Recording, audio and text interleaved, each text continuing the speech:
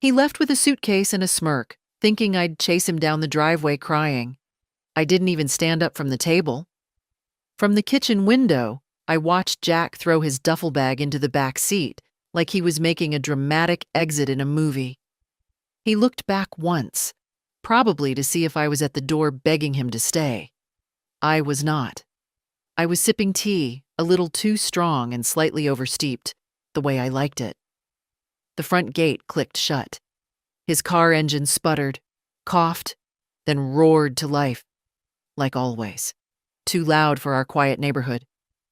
And then he was gone. Just like that. 30 years of cohabiting, over in 5 minutes and one slammed door. The silence that followed wasn't heavy. It was still. I stayed seated, letting my eyes fall on the floral mug in front of me, the one with the tiny chip on the rim.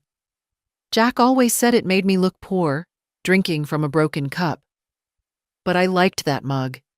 It fit my hands just right. For a long time, I thought I'd break when he finally left. I truly believed I'd fall apart the way people assume old women do, trembling, devastated, directionless.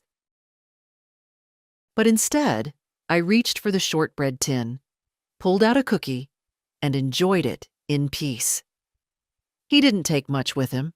His clothes, his laptop, some toiletries. Not the books he never read or the tools he always said he'd use but never did.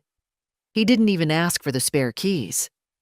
That told me everything about how confident he felt. He thought he'd hurt me. But Jack never knew how far gone I'd been inside.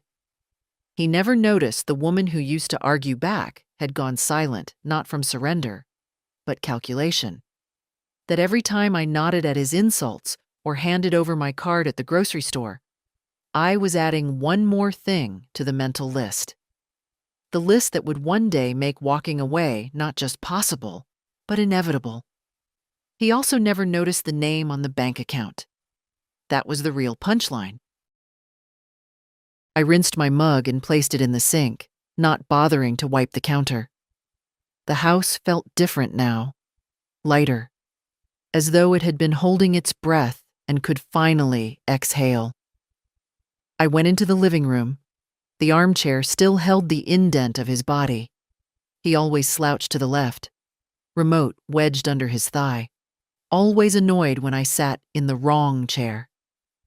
I sat there now, crossed my legs, stared at the ceiling, smiled. The clock ticked. I thought of the way he'd talk to me in front of people, like I was slow, hard of hearing, irrelevant. He'd interrupt, correct me, explain things I already knew. "She gets confused easily," he'd say with a wink. I didn't get confused. I just stopped explaining myself. And I never corrected him when he assumed the savings were shared.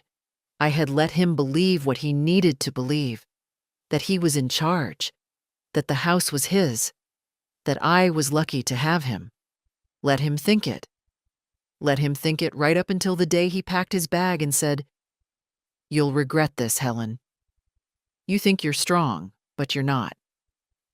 I didn't say anything in return, just watched his hands tremble slightly as he zipped the bag. That was the part he didn't expect. The silence. The calm.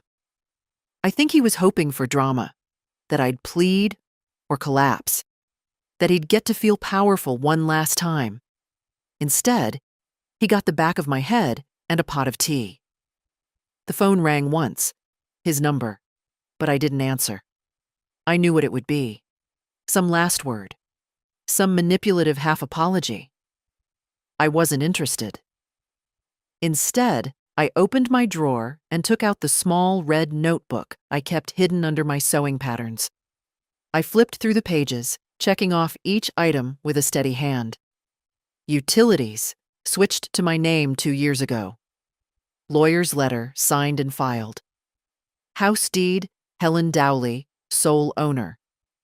Bank account, opened 3 years ago, Jack not listed. Will, updated last spring. He thought he'd left me stranded. What he didn't know is that I'd been preparing for this departure longer than he had. And now, for the first time in a decade, I could breathe. People say old ladies cry when men leave them.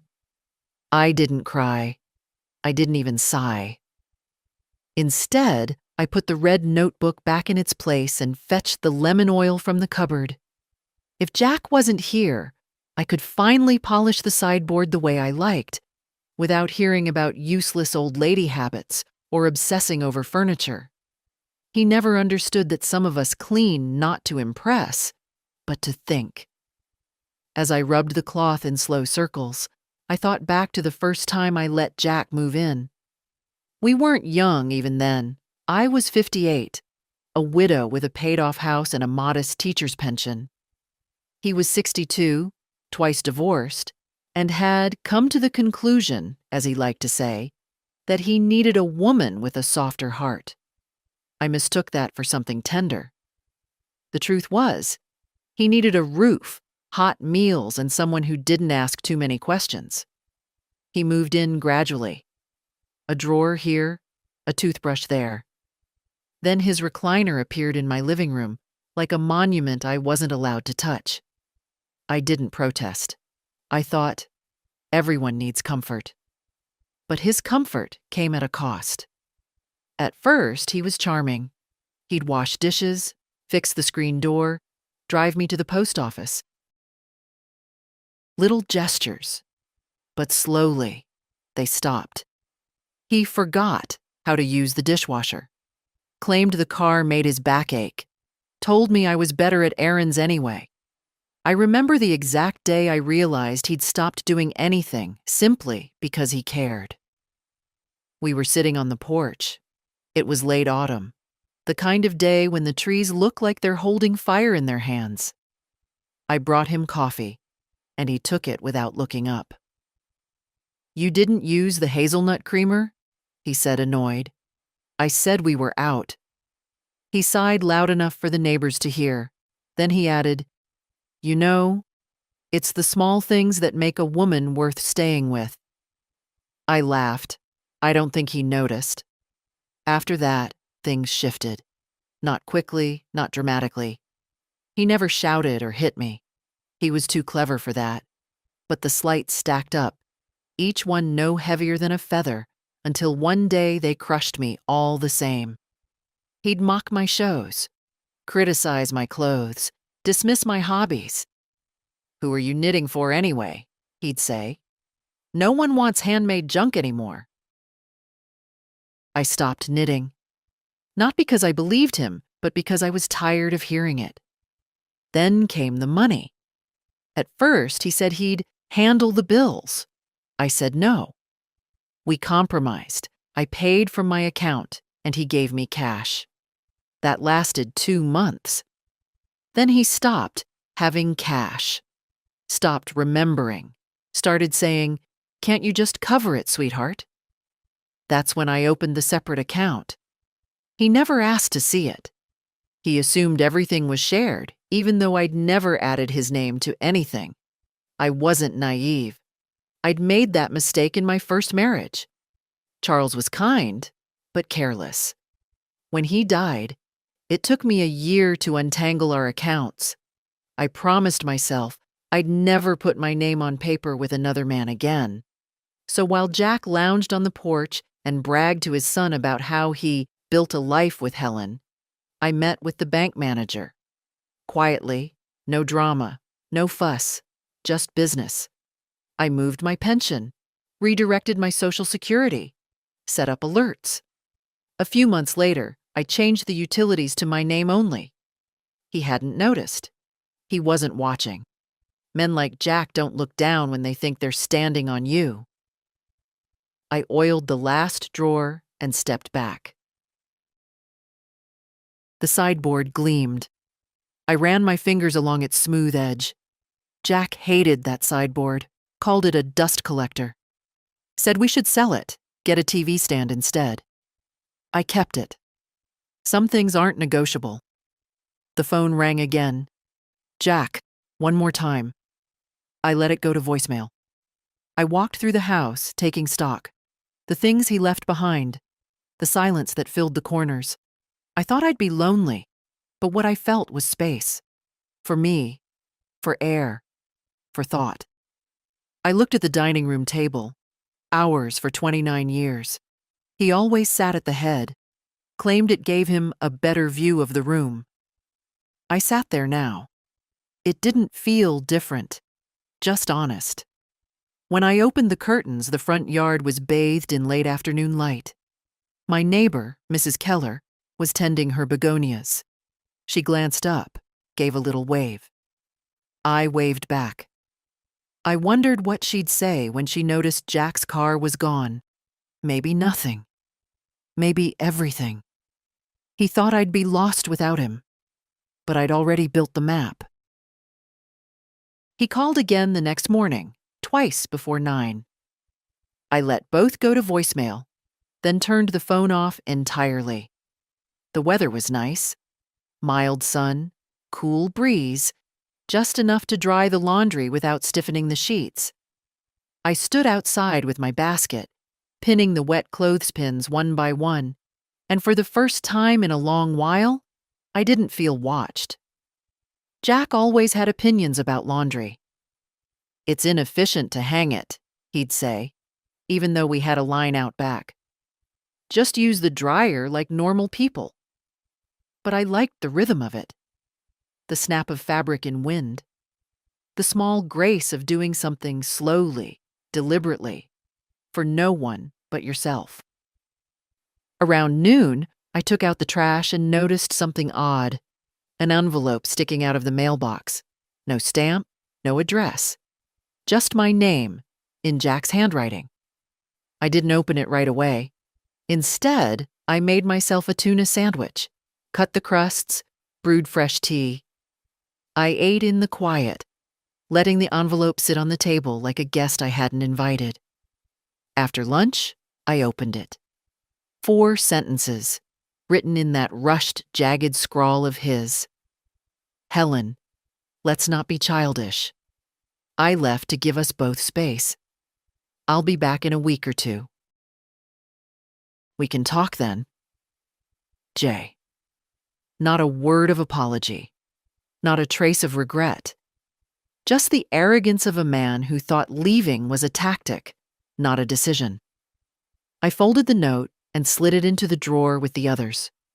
This wasn't the first time Jack had gone for a drive to think. Once he disappeared for 4 days without calling, came back with sunburn and the scent of beer on his breath. Claimed he'd visited an old army buddy. I never saw proof of that visit. It used to worry me back then. Now, it was just noise. A man like Jack had never been alone with himself long enough to understand what silence reveals. I doubted he'd last a week wherever he was. Later that afternoon, I heard the tires on gravel. My stomach clenched just slightly, out of habit. But it wasn't Jack. It was his son, Troy.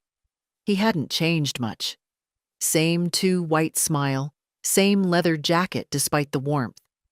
He used to come around once a year, maybe twice, always around tax season.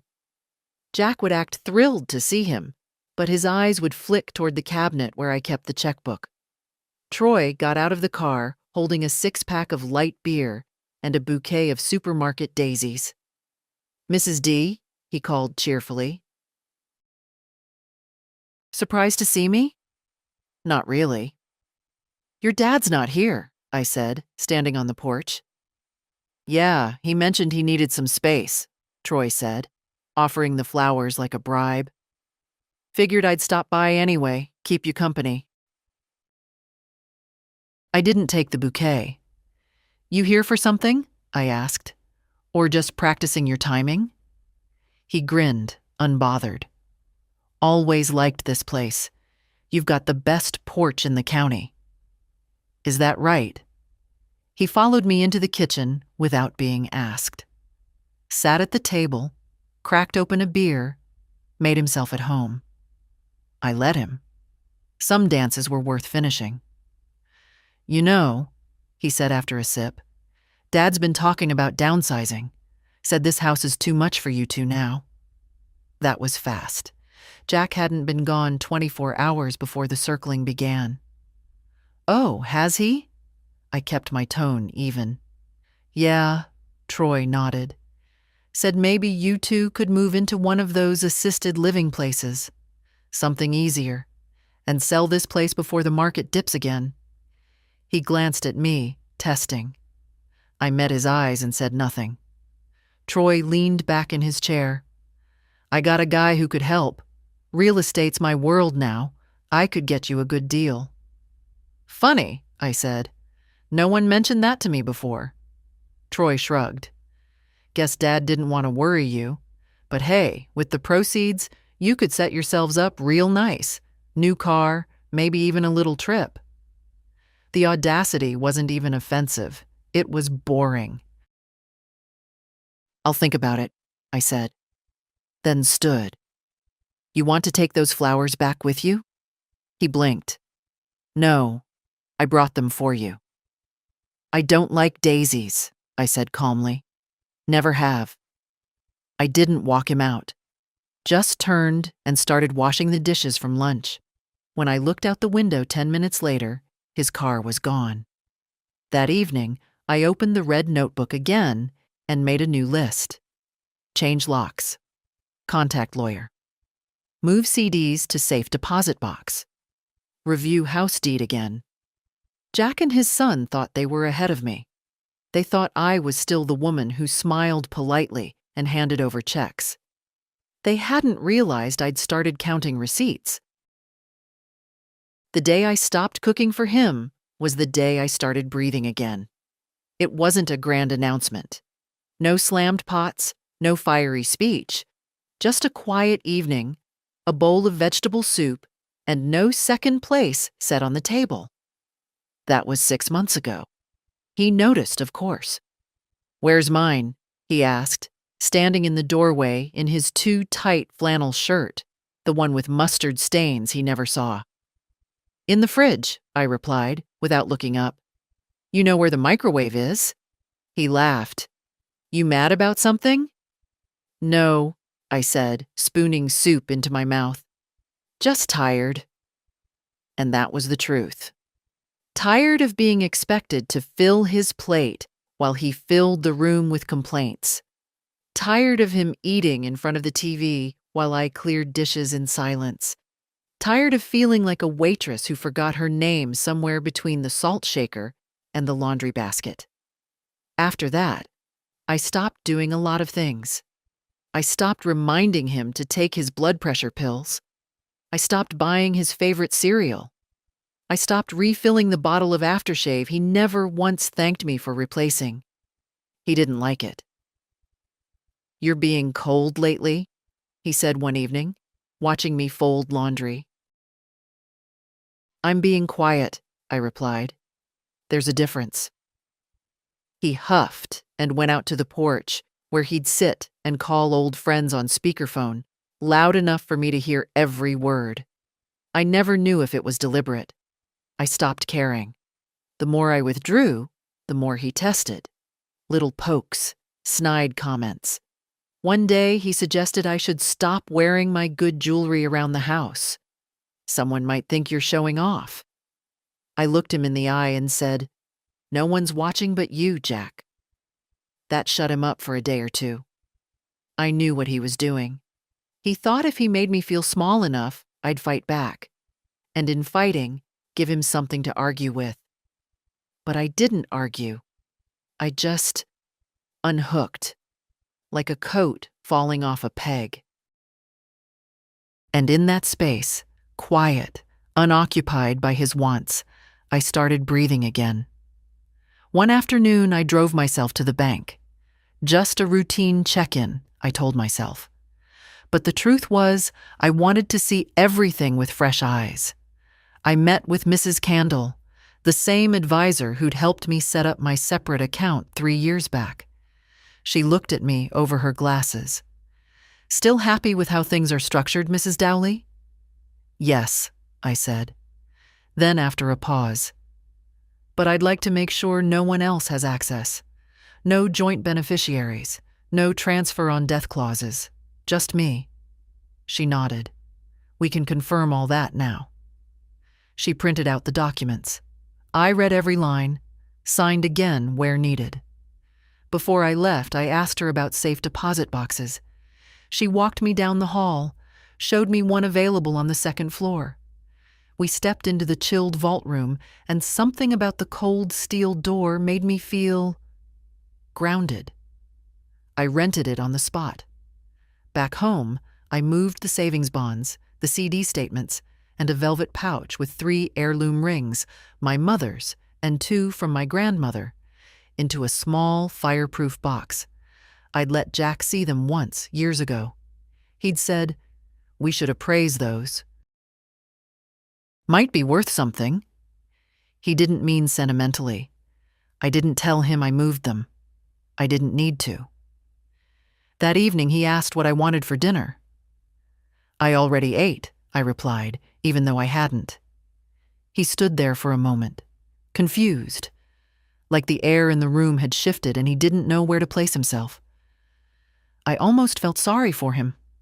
Almost. Because in the back of my mind, a new thought had started to take shape. Not fear, not revenge. Something steadier, like the click of a key in the right lock. He thought I was just being moody.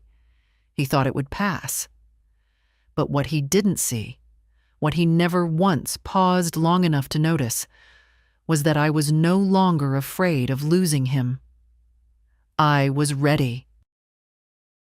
He brought his son around again, and they looked at my house like buyers. It was a Sunday afternoon. I was clipping dead leaves off my potted geraniums on the porch when I heard the gravel crunch under Jack's tires. He hadn't called ahead. He never did.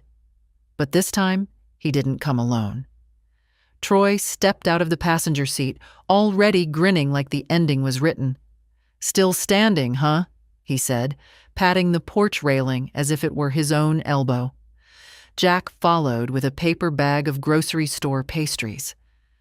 "Brought some of those cinnamon things you like," he said, handing them to me like an offering. I didn't take them. "They give me heartburn," I said. Troy laughed too hard, like we were all in on a joke. They stayed longer than usual. Jack wandered into the kitchen, opening cabinets like he was checking inventory. Troy hovered behind him, nodding along to everything he said. Good structure. Open floor plan. Natural light. The language of men who think the world owes them a house just for existing. "Mind if I check the backyard?" Troy asked at one point, already halfway out the door. "Go ahead," I said. The weeds are lovely this time of year. They poked around for half an hour. I stayed in the living room, listening. Cabinets opened, doors clicked, drawers shifted. I sat perfectly still, hands folded in my lap, like a hostess at a dinner party she never agreed to throw. When they came back in, Jack's tone had shifted. Faintly businesslike, but trying to stay warm. "You ever think about selling?" he asked casually. "Not seriously." "You know, this house is a lot of work for one person." "I manage." "I mean, just think. What if something happened? The roof's getting old, the water heater's from what, 2002? I looked him square in the eye. "Jack, did you come here to check on me or to appraise the property?" He blinked, caught for a second. "I just worry." "No, you speculate." Troy cut in with a smile. "Look, Mrs. D, no pressure. But the market's good. My firm could get you a real deal, maybe even cash buyers. You could move somewhere easier, nicer." "And who'd get this place?" I asked. "You?" Silence. "I see," I said, standing. Jack tried to recover. "Nobody's saying that. Hell, you've lived here how long? 40 years? 43. Right. Maybe it's time to start thinking ahead." I smiled, but it didn't reach my eyes. "I already have." They left not long after. Jack said he'd call. Troy muttered something about emailing me a few light listings. I nodded as if I might read them. The moment their car pulled away, I locked the door and went to my bedroom. Inside the closet was a fireproof box. I pulled it down, took out the folder marked property, and opened it flat across the bed. There it was, in black ink. The deed. My name only. No Jack, no Troy. I'd signed it that way on purpose years ago, after a conversation with my lawyer, an older woman who'd once looked me in the eye and said, "Helen, love does not entitle a man to your assets." Smart woman. Still, I wanted more certainty. So I called her. Her assistant answered, said she could see me Wednesday. "No rush," I said, "but I want to update a few things." "Same address, same file?" "Yes, but tell her I'd like to make it airtight this time." That night, I barely slept. Not because of fear, but because of clarity. For years, I'd let Jack drift in and out of this house like it was a given, like my home, my peace, my name on the papers didn't count. But now he was bringing people through like a man testing the soil before he plants a flag. And Troy, God help me, Troy looked around this place like he already had paint samples in his head. I opened the notebook. New entry. Add survivorship clause. Consider living trust. Send copies to Beth, my niece. Review emergency contacts. It's funny how quiet a house gets when you finally stop lying to yourself. I went to the bank that morning. Quietly. No one saw me leave. Jack wasn't around to ask where I was going, and even if he had been, I would have said something vague like, "I'm picking up stamps." That was one of the luxuries of age. No one expected you to move with purpose. But I was moving with more purpose than I had in years. My appointment was at 9:30. I wore a gray skirt and a navy blouse, clothes Jack called funeral librarian outfits, but I liked how they made me feel. Calm, neutral, untouchable. The bank manager, Mrs. Condell, greeted me with the same soft professionalism I'd come to appreciate. She didn't ask about Jack. She didn't make conversation. She just ushered me into her office and pulled up my file. "How can I help today, Mrs. Dowley?" I opened my bag and took out a small manila folder. "I want to transfer some funds," I said, "and make sure they're shielded. Completely." She nodded without blinking. "Shielded from whom?" "My partner," I said. "Not legally married, not on any account, but nosy." "Understood." She typed a few things, then printed out 3 forms. "Your retirement is already separate," she explained. "Your investment account, too. But the main checking and savings, those are linked to the household address. If we transfer them to a private client division and flag them as individual, there'll be no statements mailed home, no paper trail, just secure online access." "Good," I said. "Do it." "And do you want to assign a beneficiary?" "Yes, my niece, Beth Langley." She wrote it down. "Anyone else?" "No one else." It took 20 minutes, a few signatures, a new card ordered. She handed me a set of temporary checks and a business card with her direct line. "Anything changes, call me first." I looked her in the eye. "Thank you." "You're not the first," she said gently, "and you're not alone." I walked out of that bank feeling like a woman who had finally stopped asking for permission to live her own life. The air smelled like cut grass and car exhaust. I stopped at the bakery across the street and bought myself a warm roll. No reason, just because I could. Back home, I placed the roll on a plate, made tea, and sat on the porch. From there, I could see the driveway. Still empty. Still mine. Jack had been gone 5 days now. He hadn't tried to come back, but he was calling, leaving voicemails. First polite, then urgent, then quiet again. I didn't listen to any of them. Instead, I opened the envelope from the lawyer. Everything was in motion now, the deed reaffirmed in my name. A revocation of cohabitation privileges, drafted, blunt, perhaps, but legally solid. A trust was being prepared. Beth would be the executor, not because she was family, but because she listened.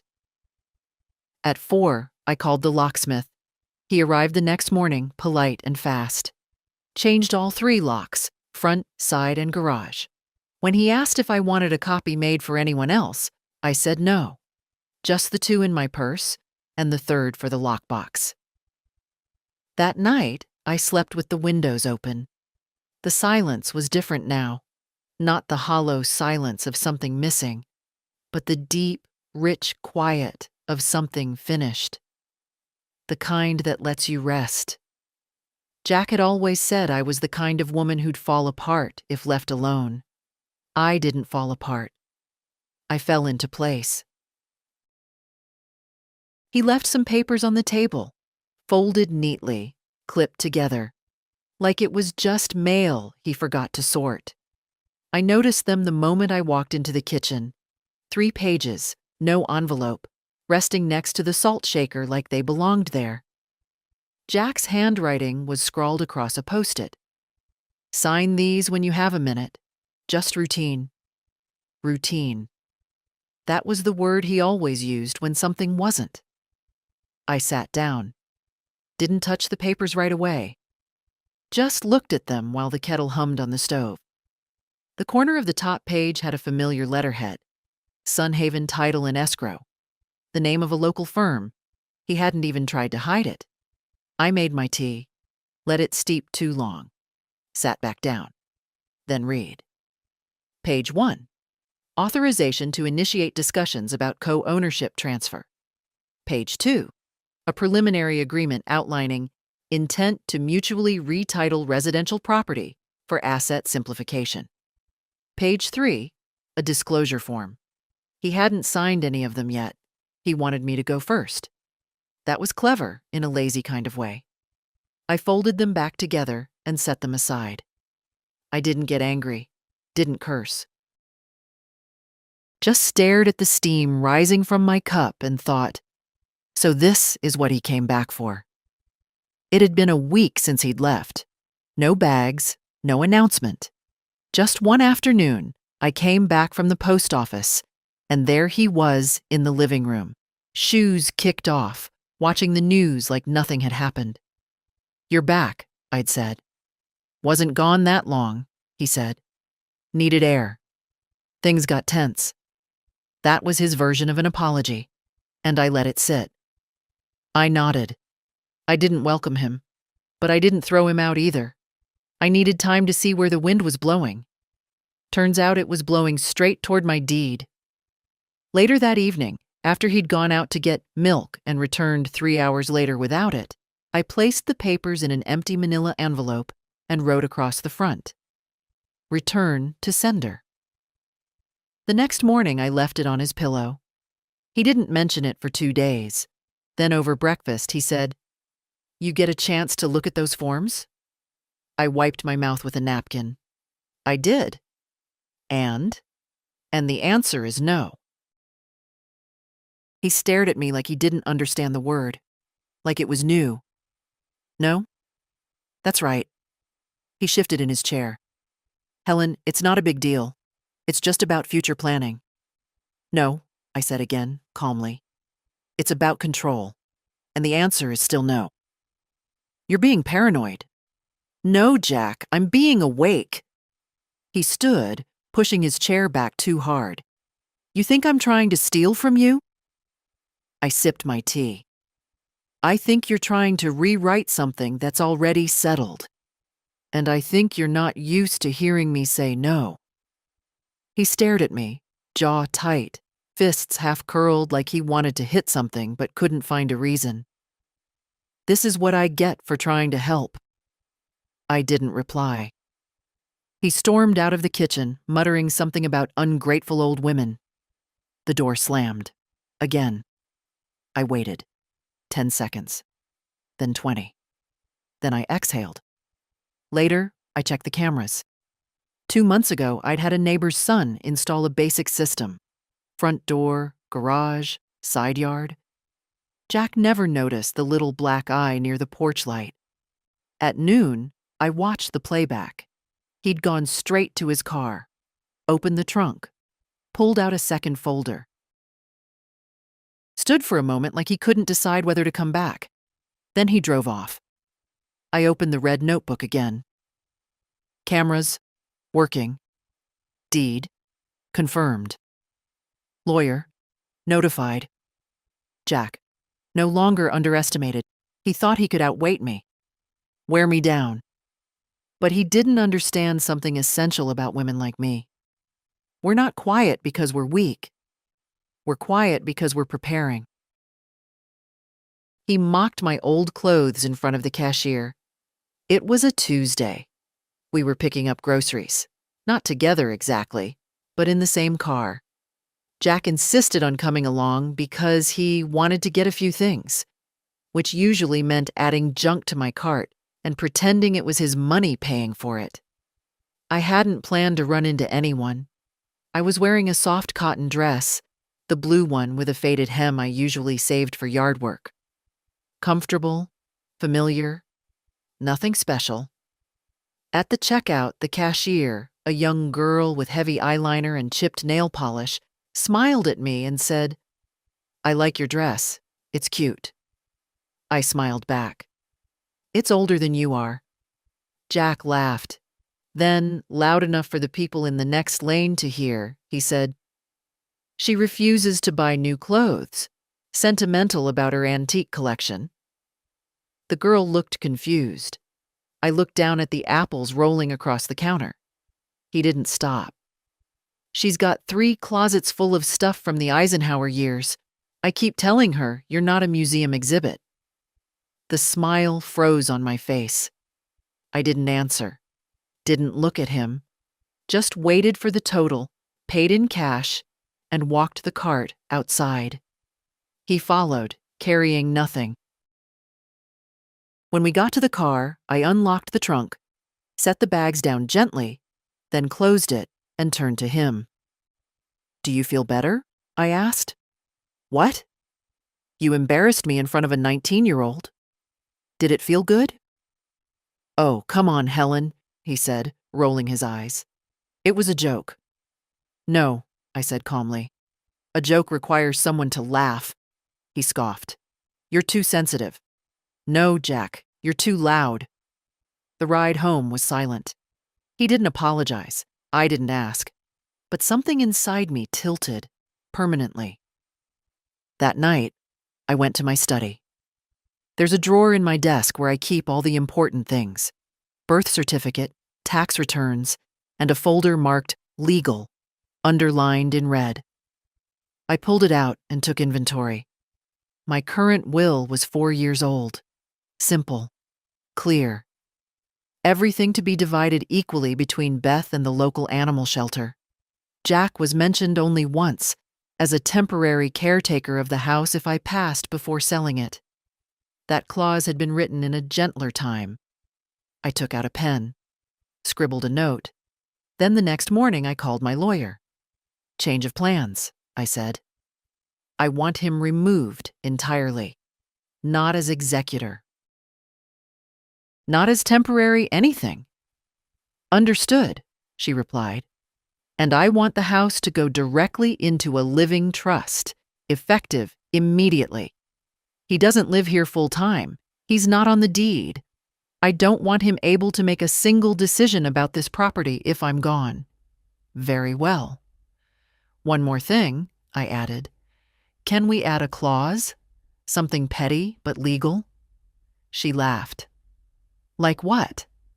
"Like a stipulation that he may not enter the property after my death unless Beth is present, or unless he's here to collect a single pre-approved box of personal belongings.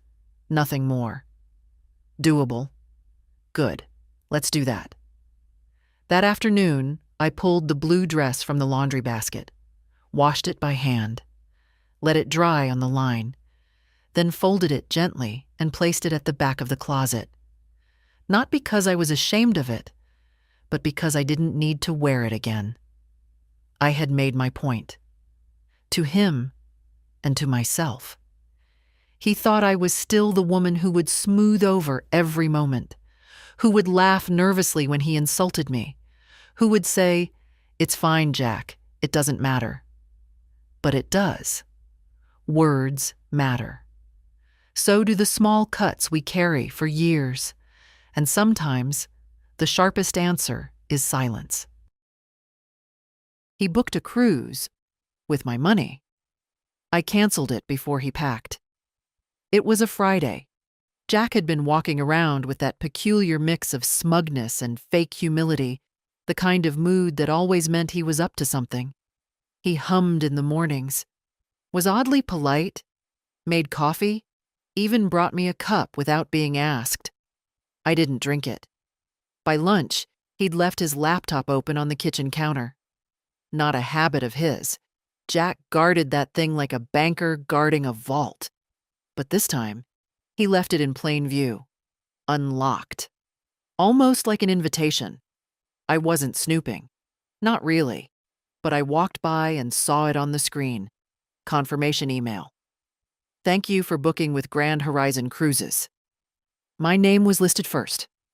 Mrs. Helen Dowley, then his. 8 nights. Balcony suite. Departing in 6 weeks. Non-refundable. Paid in full. I opened the details. The payment had been made from a card he didn't own, because Jack didn't have a card. Not in his name. Not with that limit. He'd used mine. I walked away. Slowly. Boiled water. Made tea. Sat down in the den and breathed. Then I got up, fetched my red notebook, and found the bank card I kept in the back pocket, wrapped in an elastic band. My personal card, the one I rarely used in front of him. I called the number on the back.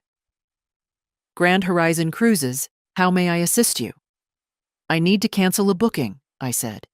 It was made without my authorization. The woman was polite, then confused, then understanding. I explained it calmly. No raised voice, just facts. "Yes, we can cancel," she said. "But there may be a partial fee." "I understand." 10 minutes later, the reservation was gone. The money would be refunded in 5 to 7 business days, back into my account, not his. That evening, Jack walked in holding a brochure. He laid it on the table like a magician presenting the final card. "I did something nice for us," he said, smiling. "Look inside." I didn't move. "I booked that cruise you mentioned," he continued. "You've been stressed. I figured we could use a break, just the two of us." He made it sound like a gift. I looked him in the eye. "It's canceled." His smile faltered. "What?" "The booking. I canceled it." "You? Why would you? How?" "You used my money, Jack." "Without asking?" "It was for us." "No, it was for you. If it were for us, you'd have asked." He raised his hands, defensive. "Come on, Helen. It's not like I drained your savings. It was one trip. Without my permission. I thought you'd be happy. I thought you'd have boundaries." He grabbed the brochure, crumpled it. "You're unbelievable." "No, Jack. I'm awake." He stormed out, slamming the door so hard it rattled the pictures on the wall. I sat perfectly still. Outside, a storm was rolling in. The wind picked up. Leaves swirled across the porch. I could hear thunder in the distance. I poured myself another cup of tea. That night, I changed all my online passwords. Every last one. Banking, email, utilities, my phone account, the Wi-Fi. The last thing I did before bed was pull the key from under the planter on the porch and throw it into the trash. He didn't need access anymore, and I didn't need a vacation. I already had one. A life without him. He slammed the door, said, "You'll regret this." I smiled. He meant it as a final word. something sharp to throw behind him like a match tossed onto dry grass. But nothing caught fire. I just stood in the hallway, holding the dish towel I'd been folding, and watched the door swing shut. It was quiet afterward. Not sad, not sudden, just quiet. Jack had stormed out plenty of times before. To the bar, to his son's place, once to a motel an hour out of town, claiming he needed air after I asked him not to insult my cooking in front of company. But this time felt different.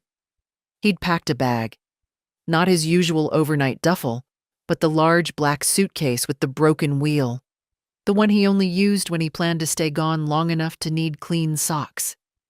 He didn't say goodbye. He didn't ask if I needed anything.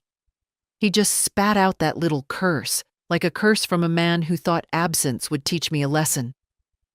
I heard the car door slam, the engine cough, then fade into the distance. I didn't go to the window. I turned back into the kitchen, rinsed my hands, and made tea. I chose the good mug, the one with the painted violets and the faint chip on the rim. The one Jack always said looked cheap. I carried my cup to the back porch and sat in the glider. It was late afternoon, the sun already sliding low over the fence line. A breeze moved through the trees. The same breeze that used to carry the sound of his voice when he was on the phone out here, complaining to whoever would listen. Now it just carried birdsong. And my breath. I looked around at my yard. Nothing grand. Just a patch of grass, 2 crepe myrtles, and the rusted wind chimes he hated. He once said they sounded like regret. I always thought they sounded like weather you could trust.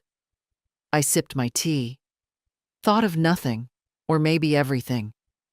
The groceries were put away, the house was clean, the silence wasn't heavy, it was earned. He'd left thinking I'd panic, that I'd call, that I'd beg him to come back and explain. But I'd already had that conversation with myself. I'd had it every night for the past year.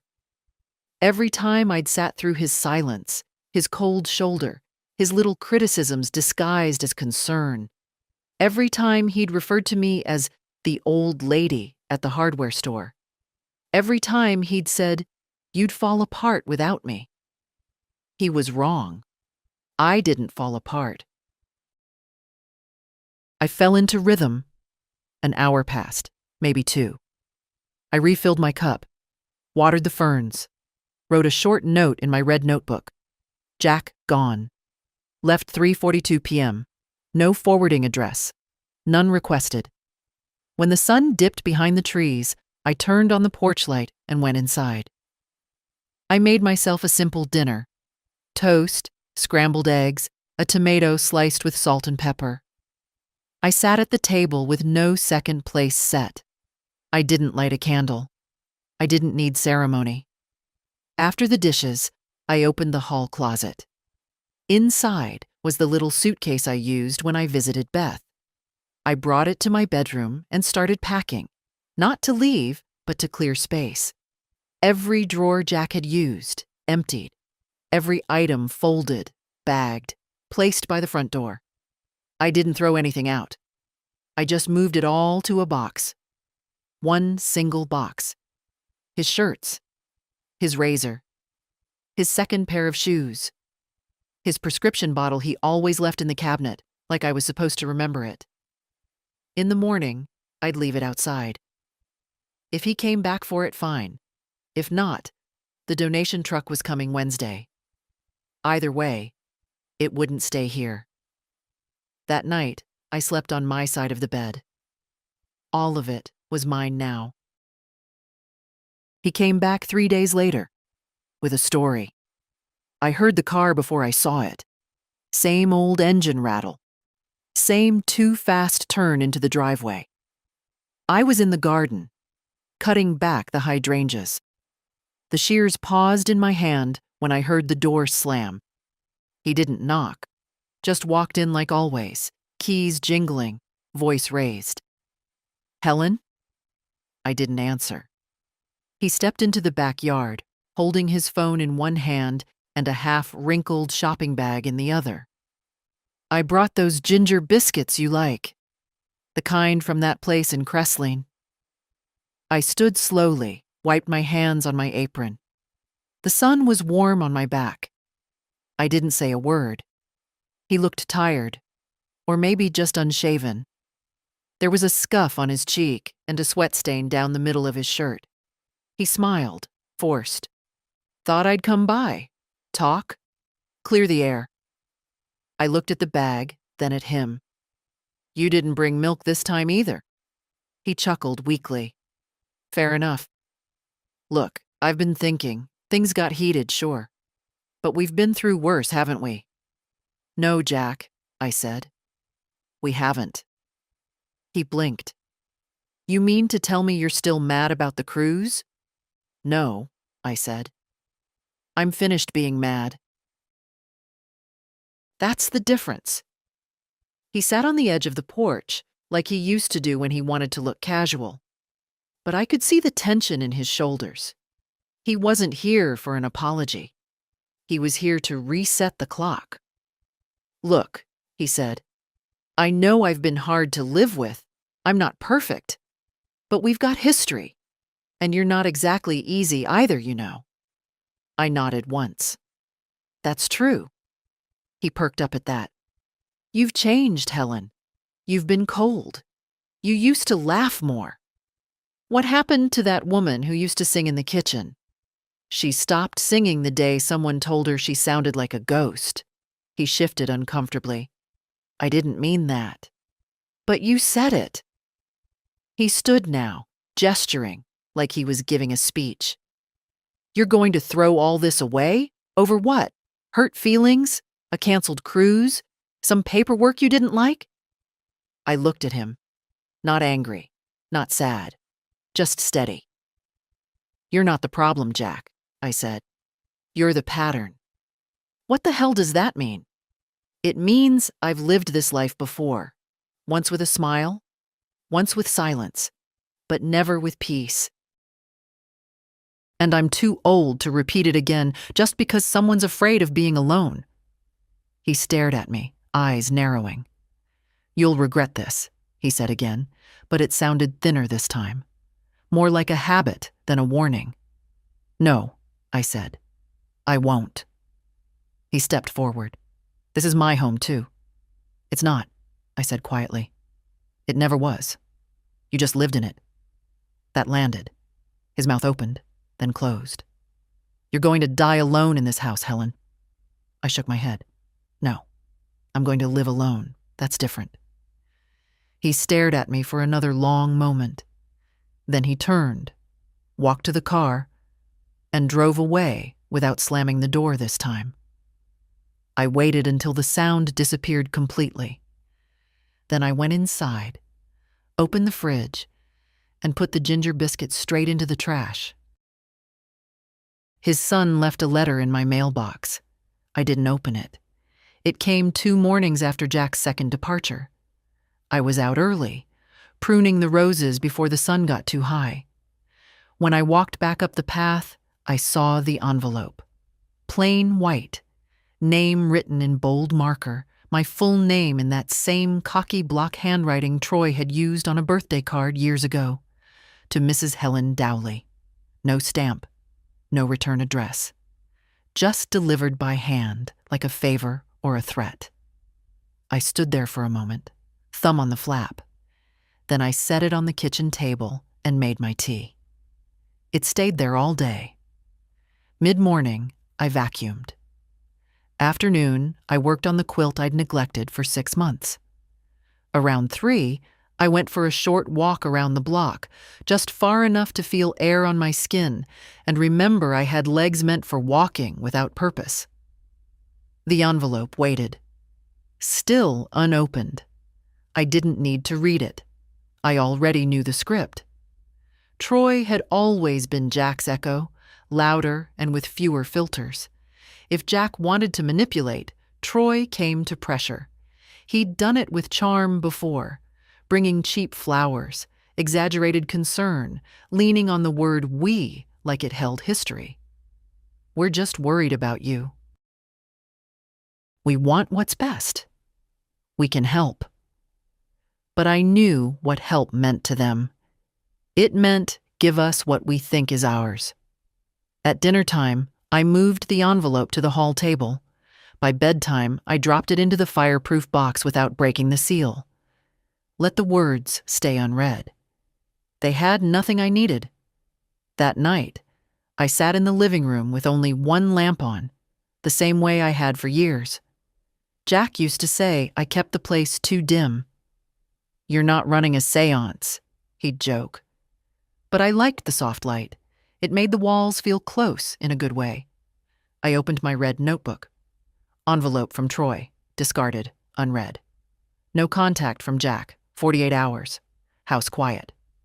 Me, steady. Then I wrote one more line and underlined it. Do not negotiate with people who think your peace is negotiable. The next day, I took out the trash. The box with Jack's belongings had been on the porch for nearly a week, untouched. I carried it to the edge of the sidewalk and set it beside the bins. Donation pickup was due by 10. At 9:15, a blue truck pulled up. Same driver as last time. He nodded, smiled, lifted the box. "House clean out?" he asked. "Something like that," I said. He loaded it gently. When he left, I stood there a minute longer. Nothing dramatic. Just me, the sidewalk, and an open porch. No ghosts. No echoes. Just space. Later, I walked down the hallway and opened the closet that used to be Jack's. Empty now. I'd wiped down the shelves, vacuumed the floor. No scent left, no straggling sock. Just pine wood and silence. It didn't feel like loss. It felt like returned rent. That evening, I got a call from Beth. "Hey, Auntie," she said. "Just checking on you." "I'm fine," I said. And I meant it. There was a pause. "I got the updated paperwork from your lawyer. Everything's in place." "Good. You want me to stop by this weekend? Bring muffins? I promise not to talk about work." "Come Sunday," I said. "Bring the ones with walnuts." "You got it." We hung up. I sat on the porch again, hands in my lap, wind brushing the hem of my pants. Somewhere down the street, wind chimes rang. Someone else's, not mine. Jack always hated mine. I hadn't noticed when they stopped. Maybe the string had snapped. Maybe the wind just hadn't been right. Either way, I didn't need them now. The quiet said everything. On Sunday, I set the table for two. Not because I had to. Because I wanted to. Beth arrived just before noon, holding a paper bag and a vase of marigolds. "You said walnuts," she smiled. "But I added cinnamon. Hope that's not a crime." She kissed my cheek like always, breezed into the kitchen, and made herself at home. I liked that about her. She never lingered in doorways like she was waiting for permission. While she poured the tea, I laid out 2 plates, 2 napkins, and the good butter. Jack used to hate that butter. "Too salty," he'd say, scraping it off his toast. I used it generously now. We sat at the table, just the two of us, in the morning light. "You changed something," she said, looking around. "No, something left." She nodded. Didn't press. Beth never asked questions that felt like demands. We ate quietly for a while. Muffins soft and warm, tea a little strong. Outside, the leaves were starting to shift. First hints of orange and dull red. I loved this time of year. The beginning of shedding, of letting go without fanfare. She helped with dishes, wiped the counter, then sat back down with her tea. "I've been thinking," she said. "Careful," I said. "That's how trouble starts." She grinned. "You know how I do design work for those community centers?" "Yes." "Well, there's a program for women over 60. They're looking for guest speakers. Nothing formal, Just small talks, stories, experiences. I looked at her. You think I should tell strangers how to get rid of freeloading men? She laughed, nearly snorted her tea. I think you've lived through things most people are too polite to talk about. And I think some of those women would feel less alone if they heard your voice. I didn't answer right away. She didn't push. When she left, I walked her to the car, the vase of marigolds already brightening the front window. She waved from the driver's seat, hand steady, eyes soft. Back inside, the house didn't feel empty. It felt open. I went to the closet and pulled out a box I hadn't touched in years. Old photo albums, letters, scraps of paper with recipes in my mother's handwriting. I sifted through them without rushing. Some photos made me laugh. Some I set aside. Some I placed gently in a new album labeled Mine. Not us. Not family. Not Dowley. Just mine. That evening, I roasted potatoes and cooked a small piece of salmon. I lit a candle, not for atmosphere, but because I liked the flicker. The dog across the street barked once, then settled. The clock ticked steadily. After dinner, I opened a fresh page in my notebook. Beth visit. Good. House, stable. Me. Ready? Then in smaller letters. I am not waiting for anything to change. I have already changed. I underlined it twice. When I went to bed that night, I slept without dreams. Not because there was nothing left to want, but because I no longer needed wanting to fill the silence. The letter came on a Thursday, postmarked from 2 towns over. Handwritten. Jack hadn't written to me in 30 years. Not even in the early days, when I was the one traveling to see my sister, and he was trying to play the patient man. Back then, he left voicemails. Short, clipped, impatient.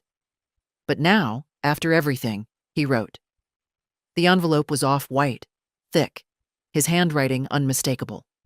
Slanted slightly left, like a man leaning away from what he's saying. It sat on the hall table all morning. I dusted the bookshelves, took a walk, made soup. The envelope stayed where it was. Around 3 I made a cup of tea, took the letter out to the porch, and opened it with the same care I'd give to peeling a bruise from a piece of fruit. He started without greeting. I suppose you think you've won, that you've made your point. Maybe you have. I don't know anymore. I paused, exhaled. It's not easy, being shut out. I keep wondering if you told everyone already. Beth, your neighbors, that lawyer friend of yours. Maybe you all laugh about it behind my back. Maybe you sit around and talk about how clever you were. But I keep thinking about the porch. About how you used to bring me coffee without asking. About the sideboard you refused to sell. About that stupid old movie you liked. The one with the girl who runs off in the rain. I didn't understand you. That's true. Maybe I didn't even try. I folded the letter there. Not because I was angry, but because I already knew what came next. Regret dressed as sentiment, apology dressed as nostalgia, loneliness dressed as love. I opened it again. I've been staying at Troy's. It's not ideal. He talks too much. His wife hates me. I don't belong here. I think about coming back, but I know you'd lock the door. Maybe you already have. So this is my last note. If you ever decide you want to talk, you know where to find me. If not, well, I guess that's that. I left my copy of The Guns of August in the closet. If you still have it, maybe send it along. Or don't. No closing, no signature. Just the indentation of his hand where he'd pressed too hard on the last line. I folded the letter, took it inside, and laid it gently in the fireproof box. Not out of care, but out of finality. It didn't belong in the trash, but it didn't belong on my desk either. Later, I found the book. bottom shelf where I'd moved it months ago while clearing space. Thick, dust-covered, heavy with the false weight of things men think define them. I considered mailing it. Instead, I wrapped it in plain brown paper and drove to the local donation bin behind the gas station. Dropped it in. No note. That evening, I wrote one sentence in my notebook. I don't hate him. Then another. But I will never invite him in again. There was no triumph in that. Just stillness. The kind that comes after the storm has passed, not with sunshine, but with air that finally holds still. I made toast for dinner. Opened a book I hadn't read in years. Lit the good candle.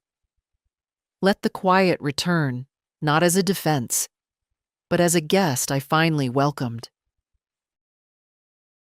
It's been 41 days since Jack left for the last time. The house has stopped remembering him. It's a strange thing, what silence becomes when it's not being used as a punishment, when it's not tense or weaponized or waiting for something. Now it just lives here, like a cat that finally found a sunny patch of floor and doesn't want anything but to stay warm. I wake up when I want. The clocks still tick. The pipes still hum in the morning. The trees still scrape the side of the house when the wind shifts. Everything is the same, except that it breathes easier. Some days I rearrange the furniture, just slightly. I moved the armchair from the corner near the TV to the window where the light falls better. I took the heavy curtains down, put up linen ones, pale and soft. Jack always said they were impractical.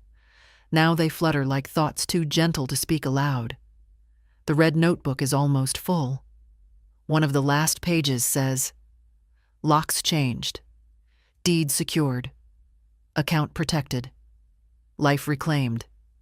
Underneath in smaller letters, "I did not survive. I rebuilt." Beth visits most Sundays. We talk about real things and stupid things and make sandwiches with too much mayonnaise. She brings her dog sometimes, a shaggy thing with anxious eyes and too much energy. Jack hated dogs. The dog sits at my feet now while I write this. He seems to understand something about quiet, too. A few days ago, I opened a new savings account.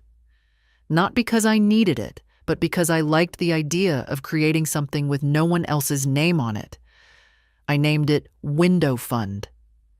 Maybe I'll fix the porch windows in the spring. Maybe I'll go to the ocean. Not to run, just to sit. Last night, I went out after dark. No jacket, just a shawl. The sky was clear, full of stars. The kind of night that used to make me feel small. But I didn't feel small. I felt placed. Like someone finally sitting in the right chair after standing too long. I stood in the yard for a long time, listening. No cars, no arguments, no door slams. Just the sound of the wind.